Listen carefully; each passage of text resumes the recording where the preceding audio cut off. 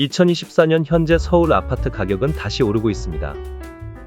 지역마다 차이는 있겠지만 대부분 2021년 전고점을 회복한 듯 보입니다. 집값을 잡겠다던 정부는 딱히 뾰족한 수를 내놓지 못하고 있는데요. 사실 지금의 부동산 상승세는 정부가 원했던 방향일지도 모릅니다. 오늘은 정부의 정책 방향과 부동산 가격에 대해 이야기해보겠습니다. 2021년까지 무섭게 오르던 부동산 가격은 2022년 하반기가 되며 하락하기 시작했는데요. 갑자기 얼어붙은 부동산 시장에 몇 가지 부작용이 같이 생겨났습니다. 먼저 레고랜드 사태로부터 이어진 부동산 PF 문제입니다. 가장 위험했던 곳이 바로 대한민국 최대 규모 아파트 둔촌주공 재건축이죠. 급하게 둔촌주공 살리기 정책으로 성공적인 분양을 할 수 있었지만 만약 당시 분위기대로 대규모 미분양이 발생하고 부동산 PF 문제가 터졌다면 건설사와 금융사부터 시작해서 국가 전체에 어떠한 문제가 생겼을지 짐작도 되지 않습니다. 두 번째 부작용은 전세 사기입니다.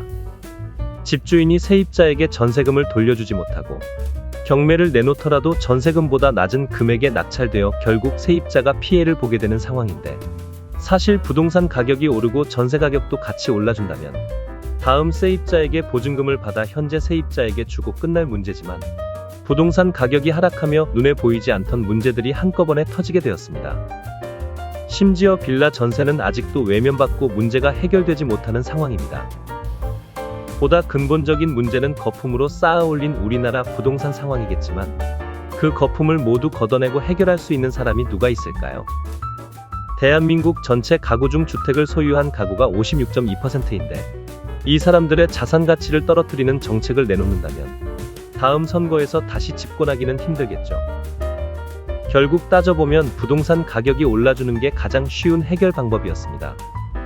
주택시장이 얼어붙으니 특례보금자리론, 신생아 특례 대출로 살려놓은 것이죠.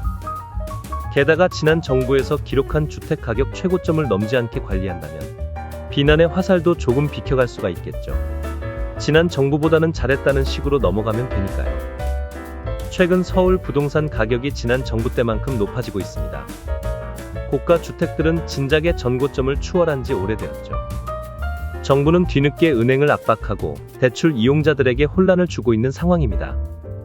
앞으로 1기 신도시 재건축도 해야 하고 낙후된 지역들 재정비 사업도 하려면 부동산 가격이 어느 정도 유지가 되어야 진행이 가능하겠지만, 그 새로운 집들을 더 비싼 가격에 사줄 인구는 급격하게 줄어들고 있습니다.